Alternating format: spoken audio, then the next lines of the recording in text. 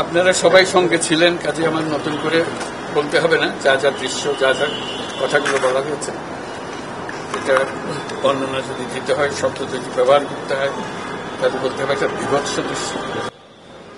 এটা মানুষের মনুষ্যত্ববোধ বলে কোনো জিনিস যা আছে সেটার থেকে বহু গভীরে নিয়ে গেছে। এটা নিশ্চিহ্ন করার জন্য মনুষ্যত্ববোধ যেন কারো না থাকে। নৃশংস অবস্থা, প্রতিটি জিনিস যে হয়েছে এখানে যতটাই শুনি অবিশ্বাস্য মনে হয়। এটা কি আমাদেরই জগৎ, এটা কি আমাদেরই সমাজ, আমরা এটা করলাম? এবং যারা নিগৃহীত হয়েছে, যারা এটা শিকার হয়েছে, তারা আমাদের সঙ্গে আছে। তাদের মুখের থেকে শুনলাম কিভাবে হয়েছে। কোনো ব্যাখ্যা নাই। এটা ব্যাখ্যা থাকলে কিছু একটা হলে মানুষ বোঝে যে এটার কারণ ছিল। এটা বিনা কারণে রাস্তা থেকে উঠিয়ে আনার মতো কথা। বিনা দোষে কতগুলো সাক্ষী সাবুত হাজির করে সেই যন্ত্র, ওই এক্সপ্লোসিভ কতগুলো গাড়ির ভিতরে ঢুকিয়ে দিয়ে তারা বলছে তুমি সন্ত্রাসী, জঙ্গি, এইগুলো বলে বলে তাকে নিয়ে আসা হয়েছে। এবং এইরকম ইন্টারোগেশন সেল, এরকম টর্চার সেল, এরকম টর্চার সেল সারা বাংলাদেশ জুড়ে আছে। সেটাও শুনলাম আজকে। আমার ধারণা ছিল যে এটা বোধহয় এখানে আয়নাগর বলতেছে কয়েকটা আছে, এখন শুনতেছি আয়নাগরের বিভিন্ন ভার্সন সারা দেশ জুড়ে আছে। কেউ বলছে 700, কেউ বলে 800। এতে সংখ্যাও নিরূপণ করা যায়নি পর্যন্ত। কতটা আছে, কতটা জানা আছে, কতটা অজানা রয়ে গেছে সেই জিনিসগুলো। আমরা এমনি শুনি আইএমএ জাহেলিয়াত বলে একটা কথা আছে। এই গত সরকার এই আইএমএ জাহেলিয়াতকে প্রতিষ্ঠিত করে গেছে সর্বক্ষেত্রে। এটা তার একটা নমুনা। আর আমি কমিশনকে ধন্যবাদ জানাচ্ছি, তারা বহু কষ্ট করেছে। অন্যান্য কমিশন তো তারা করেছে, অন্তত তারা নিজেদের ঘরে বসে করতে পেরেছে। এদেরকে গুম কমিশনের যেটা, তারা কোদালা এগুলো আবিষ্কার করার জন্য আসতে হয়েছে, তাদেরকে বের করার জন্য। কিসের মধ্যে লুকিয়েছিল, কারা কি করেছে, এখনো ধ্বংসাবশেষ আমরা দেখতেছি। কাজে আমরা দেশের যে চূড়ান্ত অবনতি, চূড়ান্ত রূপ দেখলাম সর্বক্ষেত্রে, এটা তার একটা প্রতিচ্ছবি। কাজে গুম কমিশন যেটা আমাদের সামনে নিয়ে আসলো, সেটা হলো যে কি পরিমাণে একটা দেশকে সর্বদিকে ধ্বংস করা যায়, এমনকি মানুষের একেবারে সামান্যতম যে মানবিক অধিকার সেটুকু থেকে বঞ্চিত করে রেখে দেওয়া হয়েছে। আজকে এটা জাতির জন্য একটা বড় চূড়ান্ত রকমের একটা ডকুমেন্ট হবে। আপনাদের সাক্ষী রেখে আপনাদেরকে নিয়ে এসে আমরা শরিক হলাম এটাতে। যারা এই ভুক্তভোগী তাদের সঙ্গে কথা বললাম, কয়েকজনের সঙ্গে।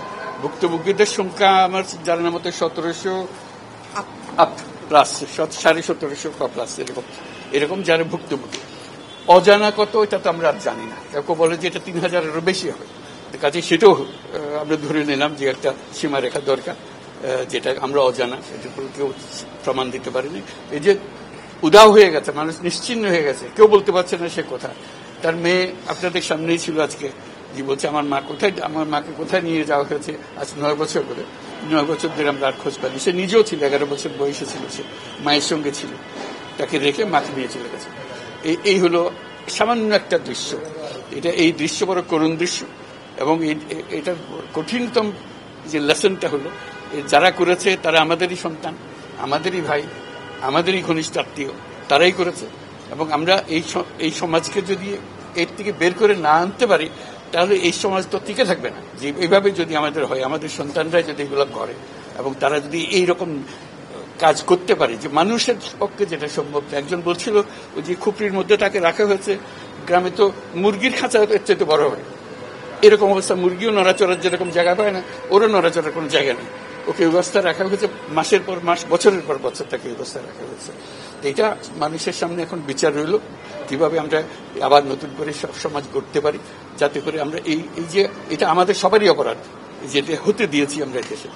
আজকে আমরা মুক্ত হলাম, সে মুক্ত বাংলাদেশে আমরা যেন নতুন করে আবার সমাজ করতে পারি, এটার থেকে একেবারে অতি দূরে যেন আমরা চলে যেতে পারি। এটার নমুনা, এটার সাক্ষী, এটার যে ডকুমেন্টেশন গুম কমিশনের রিপোর্টের মধ্যে থাকবে, এবং এটা অবশ্য পাঠ্য হিসেবে সবাইকে পড়তে হবে, এবং তাদের যারা করেছে তাদের বিচার করতে হবে। তা না হলে আমরা নিষ্কৃতি পাবো না এটার থেকে। এই যে কাজগুলো করে গেল তারা, তা না হলে আমরা আবার মুক্তভাবে বলবো কি করে যে আমরা এই দেশের মানুষ, আমরা পরিষ্কার। যারা করেছে তাদের জন্য আমরা কেন মুক্তভোগী হতে যাব? তাদের সে বিচার করবো, জনসাধারণ বলবো যে হ্যাঁ এটা উচিত বিচার হয়েছে, তখন আমরা এটার থেকে মুক্তি পাবো। সেটাই হলো আমাদের আবেদন দেশের সবার কাছে, এই বিচারটা যেন আমরা করে ফেলতে পারি। এইগুলো সব এভিডেন্স যা যা আমরা দেখলাম, এভিডেন্স গুলো সিলগালা করে রাখা হবে যাতে করে কেউ বিনষ্ট করতে না পারে, যখন বিচারের কাছে যেহেতু এটা প্রমাণ হিসেবে ব্যবহার করতে পারে সেই হিসেবে আমরা থাকি। ক্ষতিপূরণ হিসেবে আমরা দেখি না, আমরা দেখছি যে ন্যায় বিচারটা তার জন্য হয় অতি তাড়াতাড়ি হয়, যে বিচার দীর্ঘসূত্রিতায় করে থাকবে সেই জন্য এটা থেকে নিষ্কৃতি পায়, এটা আমাদের ফার্স্ট প্রেফারেন্স। তারপর দেখা যাবে তাদের কি করা যেতে পারে। তার জীবনটা ফিরিয়ে দিতে পারবো না যে জীবনের মাধ্যমে সে গেছে, অন্তত দেখলে মনে সান্ত্বনা হবে। আমি জায়গাটা দেখে এসেছি। ওই মেয়েটা যে বাচ্চা মেয়ে যে বলতেছেন আমার মাকে আর দেখতে পেলাম না, কোথায় চলে গেল, আজ পর্যন্ত কেউ খবর দিতে পারলো না সে বেঁচে আছে না মরে গেছে, মরে গেলে কোথায় আছে। The whole existence of this government is because of this, that we don't want to stay in that darkness that has been created around us. So we want to create a new environment, new, as we say, new Bangladesh, as the students have been claiming all the time. So that led to the reform commissions. One of them is this disappearance commission, which led us to see this thing. If we didn't have that commission, probably it will be just a storytelling. Nobody will believe, somebody will say yes, somebody will say no. Now they have concrete proof, and now they will go to the justice. So this is one step. And then what happens to the rest of the institutions? You are dealing with something that have done. Will this be repeated in future? That's something we have to make sure that it's not repeated in future. No way. Nowhere near it. This is the worst ever in the whole world possible. So we don't want to have anything to do with it.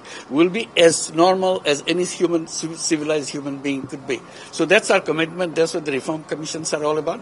And since you asked the question, I'm very grateful to the Commission for taking the trouble. It was not an easy job. They had to fight in all directions to discover. This is a whole discovery mission. It's not as simple going and taking evidences and writing reports about it. So they had to really detectives in very serious way. And they're still worrying about whether we can keep the evidences as they are after all this thing happened. So this is our commitment. We want to create that society and that world for us.